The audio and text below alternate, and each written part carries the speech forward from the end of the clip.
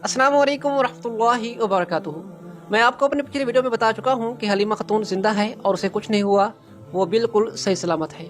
लेकिन कमेंट्स के अंदर बहुत सारे लोगों ने ये एतराज़ किया कि कैसे जिंदा हो सकती है, उसने खाई में छलांग लगा दी है तो वो कैसे बचेगी। तो आज की वीडियो में मैं आपके सामने साबित करूंगा कि किस तरह हलीमा जिंदा बचेगी, उसे कौन बचाएगा और इतनी बड़ी खाई में गिरने के बावजूद हलीमा जिंदा कैसे हो सकती है। लेकिन उससे पहले आप मुझे कमेंट्स में ये बताएं कि पिछली किस्त के मुताल्लिक जो मैंने आपके सामने राय पेश की थी, यानी कि हलीमा के मुताल्लिक, और मैंने आपको कहा था कि हलीमा खुदकुशी के इरादे से खाई के पास जाएगी और फिर बाला खतून और सोफिया वहीं पर पहुंच जाएंगे, और अलाउद्दीन के मुताल्लिक मैंने आपको जो कुछ कहा था तो क्या वो दुरुस्त था या गलत था।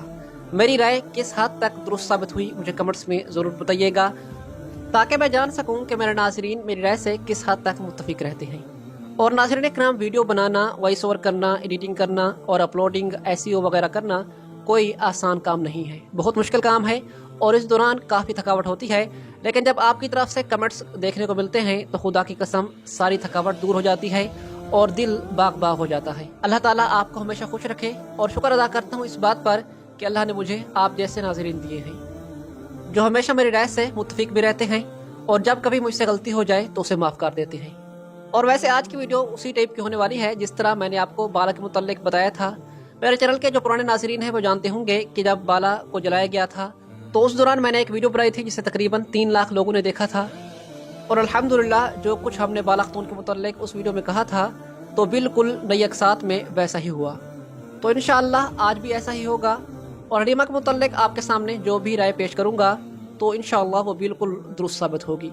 लेकिन उससे पहले अगर आप लोग हमारे चैनल पर नए हैं तो चैनल को मोहब्बत से सब्सक्राइब कर दें और वीडियो को लाइक लाजमी कीजिएगा। तो हलीमा के मुताल्लिक बात करने से पहले पिछली किस्त का मुख्तसर सा रिव्यू आपके सामने पेश करना चाहूँगा। तो नाज़रीन इकराम, पिछली किस्त वाक़यात के लिहाज से बहुत अहम थी, मगर एक बात है, अलाउद्दीन वाले मामले ने काफ़ी रुला दिया और वाकई में बहुत ज़्यादा दुख पहुँचाया। बाला खतून उस्मान गाजी खुद भी खून के आंसू रो रहे थे और देखने वालों का भी यही हाल था। भले ही अलाउद्दीन बे अपनी मर्जी से कबीला छोड़कर गए हैं, मगर दिल का गम कम नहीं हुआ। नाज़रीन इकराम, अलाउद्दीन को कसूरवार ठहराना भी हमारे लिए अच्छी बात नहीं है, क्योंकि अलाउद्दीन से हम मोहब्बत वैसे करते हैं। और जहाँ तक बात है ओरहान बे की, तो ओरहान बे के दिल में भी वही आग है जिस आग में आज हम जल रहे हैं। नाज़रीन इकराम, उस्मान गाजी हो, बाला खतून हो या फिर कबीले का कोई और शख्स हो, तो सब इस मामले पर बहुत परेशान हैं। और अब ये एपिसोड देखने के बाद ओरहान या अलाउद्दीन में से किसी को गलत कहना मेरे बस की बात नहीं है, क्योंकि ओरहान बे बड़ा भाई बनने की कोशिश करता है और अपने छोटे भाई को रोक टोक करता है। लेकिन अलाउद्दीन बे भी अपनी जगह ठीक हैं, मगर अलाउद्दीन बे को जंग से डरने वाला कहकर उसके किरदार के साथ बिल्कुल नाइंसाफ़ी की गई। नाज़रीन कराम, कुछ तारीखदानों के मुताबिक अलाउद्दीन बे जंगों में बहुत कम जाया करते थे, लेकिन उसके पीछे ये वजह बिल्कुल भी नहीं थी कि वो जंग से डरते थे, बल्कि वो अपने भाई की तरह बहादुर थे। और जिस तरह ओरहान बे उस्मान गाजी के साथ बहुत सारे महाजों पर कंधे से कंधा मिलाकर लड़े, तो अलाउद्दीन बे भी बिल्कुल ऐसे ही थे। लेकिन जहाँ तारीख में ये जिक्र मिलता है कि अलाउद्दीन जंगों में बहुत कम जाया करते थे, तो उसके साथ ही देखने को यह मिलता है कि उसके पास इतना वक्त ही नहीं हुआ करता था कि वो जंग में जाए। उन्होंने अपने कलम का इस्तेमाल करके रियासत को तरक्की दी, लेकिन इसका मतलब ये बिल्कुल भी नहीं है कि वो तलवार उठाने के काबिल ही नहीं थे और जंग से भाग जाया करते थे। अलाउद्दीन बे बहुत ज़हीन, ताकतवर और शेरदिल इंसान थे, और यहाँ तक कि कुछ तारीखी किताबों में ये भी लिखा है कि अलाउद्दीन बे को ओरहान बे सरदार बना चुके थे।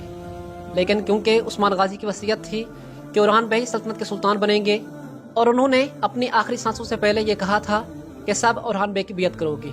ओरहान बे बड़े भाई थे और ये भी बहादुरी के लिहाज से अलाउद्दीन से कम ना थे। नाज़रीन कराम, यह कहना गलत होगा कि ये भाई कमज़ोर था और ये ज़्यादा ताकतवर था, दोनों ही एक दूसरे से बढ़ चढ़कर बहादुर थे, और अब तक कोड उस्मान ड्रामा सीरीज़ के अंदर बिल्कुल ऐसा ही दिखाया गया है। दोनों भाई बहादुर, शेरदिल और हर जंग में एक दूसरे के साथ नजर आए। लेकिन अब क्योंकि कोड उस्मान ड्रामा सीरीज़ के अंदर किसी और की कहानी को आगे बढ़ाना था, तो इस दफ़ा अलाउद्दीन की बारी है। और जैसा कि आप लोग जानते हैं कि अलाउद्दीन मंगोलों के हाथ में है, तो अब दोनों भाइयों को अपनी गलतियों का एहसास होगा और ये पहले की तरह एक दूसरे के साथी बनेंगे। और जहाँ तक बात है बेगम खतून की, तो इसका नाम जो बेगम है तो यह हर किसी की बेगम बन जाती है। पहले पता नहीं है किसकी बेगम थी, लेकिन फिर उस्मान बे, इल्बाए, उलोगान और अब ओलो कुशर। देखते हैं कि इसका इंजाम क्या होगा। और इसके अलावा किस्त 188 में कोई और अहम सीन नहीं था सिवाय हलीमा के। तो आइए बात करते हैं हलीमा के बारे में। तो हलीमा खतून वाला सिनेरियो तो वाकई में बहुत ज़बरदस्त था और राज भी बहुत अजीब जगह पर फाश करवाया गया। اور جب بالا خاتون اور عثمان غازی کو اس کے متعلق حقیقت معلوم ہوئی تو واقعی میں آنکھوں سے آنسو جاری ہو گئے، اور اگر حلیمہ خاتون یہاں سے چھلانگ نہ لگاتی تو یہ سینیریو سیزن 6 کا سب سے بہترین سین بن جاتا۔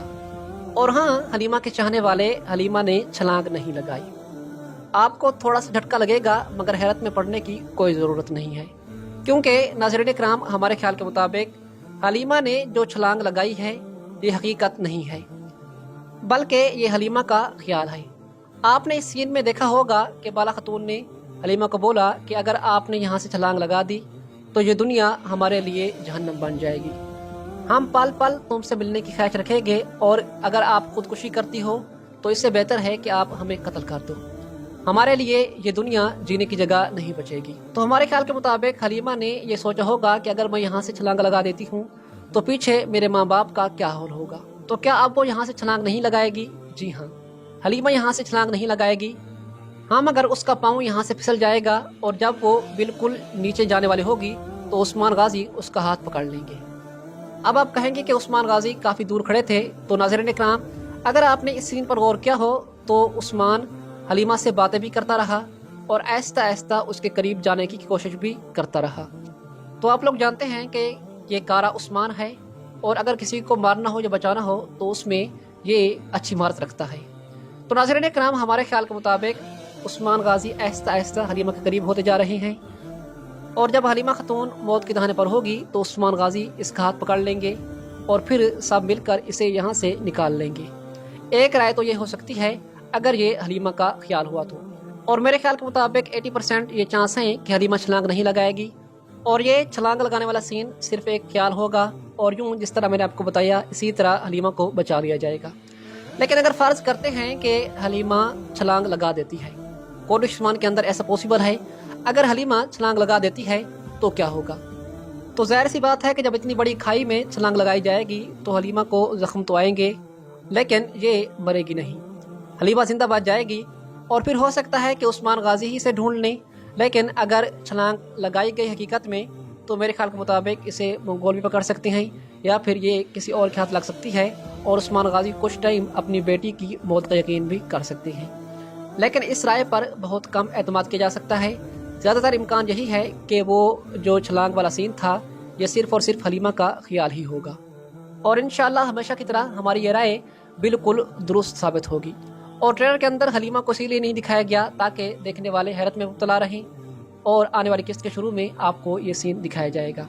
تو آپ میری اس رائے سے کس حد تک متفق ہیں مجھے کمنٹس میں ضرور بتائیے گا، اور اگر آپ کو ہماری ویڈیو پسند آئی ہو تو ویڈیو کو لائک اور چینل کو سبسکرائب ضرور کیجیے گا۔ السلام علیکم ورحمۃ اللہ وبرکاتہ۔